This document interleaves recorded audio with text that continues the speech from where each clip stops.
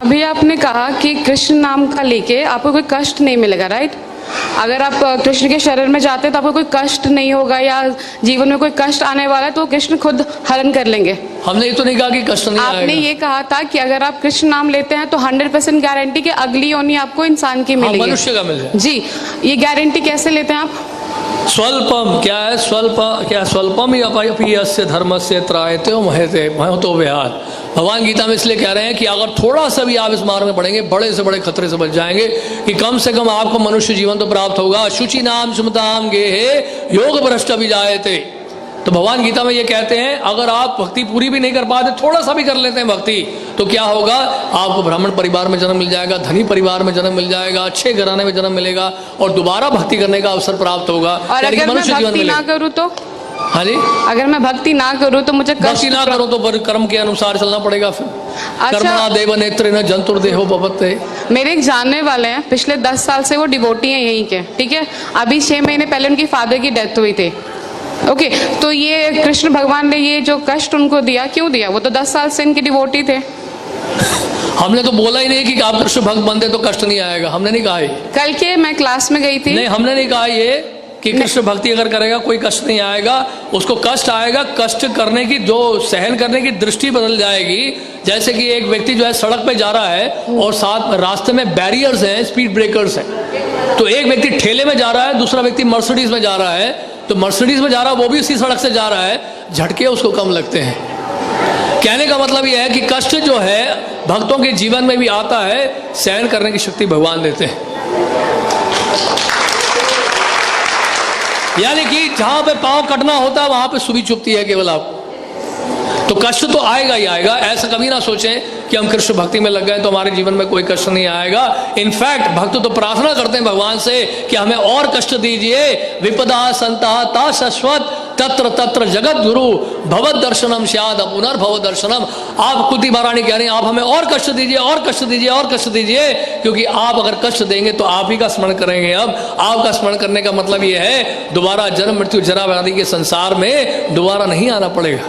तो आपका कहने का ये मतलब है कि अगर आप कृष्ण, मतलब कुछ भी हो जाए भगवान कृष्ण के शरणों में रहो हमेशा। बस बस ये है पॉइंट। लेकिन कोई पॉइंट नहीं, बिल्कुल बहुत बढ़िया पॉइंट बोला आपने, तालियां बजाइए इनके लिए। एक मिनट, ये कोई पॉइंट नहीं होता। अगर भगवान कृष्ण के शरण में नहीं हो तो मेरे पास जरूरी है कि मुझे कष्ट, मतलब कष्ट तो वैसे भी आना है जिंदगी में, चाहे मैं रहूं या ना रहूं। जिंदगी में आना है, लेकिन यहाँ से कष्ट का निवारण आपको दिया जा रहा है हमेशा के लिए। जन्म मृत्यु जरा व्याधि के चक्र से आपको हमेशा के लिए छुटकारा पाने का एक सुअवसर प्राप्त हो रहा है। भगवान की सेवा में लगे, एक जीवन आप कृष्ण की सेवा में दे दो, कृष्ण आपको वापस लेके चले जाएंगे। तो आपका कहने का मतलब है कि मैं कृष्ण के शरण में जाती तो अगले जन्म में मुझे इंसान क्या ही वो मिलेगा, इंसान का मिलेगा। और अगर अच्छी तरह से भक्ति करेंगे तो भगवान के धाम में भी जाएंगे। ये तो मरने के बाद किसने देखा है कि कौन कहाँ जा रहा है? हाँ जी, मरने के बाद कौन जानता है कि कौन कहाँ जा रहा है? हाँ, इस बात की गारंटी कौन लेता है? सामान्य लोग नहीं जानते हैं, लेकिन भक्त जानते हैं। यम यम वापि स्मरण भावम त्यजते अंते कलेवरम तम तम एवैते कौन्तेय सदा तद भाव भाविता। अंत काल में जिसका भी आप स्मरण करेंगे उस तरह का शरीर आपको मिलेगा। भगवान गीता में कह रहे हैं। तो आपके भक्त जानते हैं कि मरने के बाद कौन कहाँ जा रहा है, राइट? हाँ, 100%। तो मैं उन भक्त से मिलना चाहती हूँ एक बार। जरूर मिलेगा, क्योंकि मुझे भी जानना है कि कैसे उनको पता चल रहा है कि मरने के बाद जा रहे हैं। उसके लिए आपको प्रोसेस अप्लाई करना पड़ेगा। जिस तरह से कोई आईआईटी के बारे में जानना चाहता है तो हम उसको क्या बोलेंगे, आईआईटी में पहले एडमिशन तो ले लो,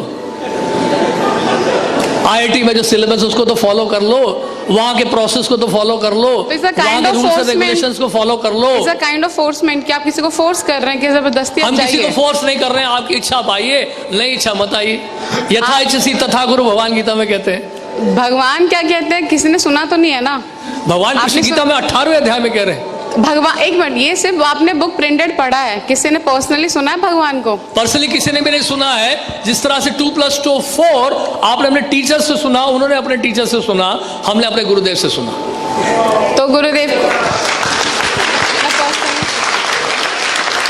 हमने प्रभुपाद से सुना। जैसा स्कूल में जाते हैं तो टीचर सिखा रहे हैं 2 + 2 4 सुनने कृष्ण भगवान से। अपने टीचर से कभी आपने पूछा है स्कूल में अपने टीचर से what is the proof that 2 + 2 is 4? What is the proof this is A this is B? Teacher ने कभी जवाब दिया ना, आपने पूछा ना कभी वो जवाब देंगे। बट ये तो अंधा ज्ञान हुआ ना फिर। हाँ, तो इसका मतलब जो स्कूल में पढ़ाया जा रहा है वो भी अंधा ज्ञान है। स्कूल की बात नहीं है, आपने कहा कि जो आपके गुरु ने बताया स्कूल आपने की वो बात चीज़ ही कर है, ली। क्योंकि ज्ञान तो ज्ञान है, वो भौतिक ज्ञान है, आध्यात्मिक ज्ञान है। भौतिक ज्ञान में आप विश्वास कैसे कर लिए कि 2+2 4 होता है? आप कैसे मान लिए ABCDEFGHIJ है? आपने कैसे विश्वास कर लिया अल्फाबेट्स को? टीचर कहता है मैंने अपने टीचर से सुना, वो टीचर कहता है मैंने अपने टीचर से सुना, राइट? ये है सिस्टम ऑफ अथॉरिटीज को कहते हैं डिसेंडिंग प्रोसेस। इसी तरह से गुरु परंपरा के माध्यम से, एक प्रामाणिक गुरु परंपरा के माध्यम से हम जान पाते हैं भगवान कृष्ण की शिक्षाओं को। सबसे पहले आपको ढूंढना पड़ेगा कौन सी यूनिवर्सिटीज हैं बोनेफाइड हैं, कौन से स्कूल हैं जो रिकॉग्नाइज्ड है CBSE के द्वारा। उसी तरह से वैष्णव सिद्धांत को समझने के लिए, इस आध्यात्मिक ज्ञान को प्राप्त करने के लिए हमें सबसे पहले ढूंढना पड़ेगा कि प्रामाणिक स्रोत कहाँ कौन सा है जिससे हम भगवान कृष्ण के बारे में जान सकें। इसके लिए हमें शास्त्र पढ़ने पड़ेंगे, तो उन शास्त्रों में इस प्रकार से वर्णित है। और बताइए। बस ठीक है।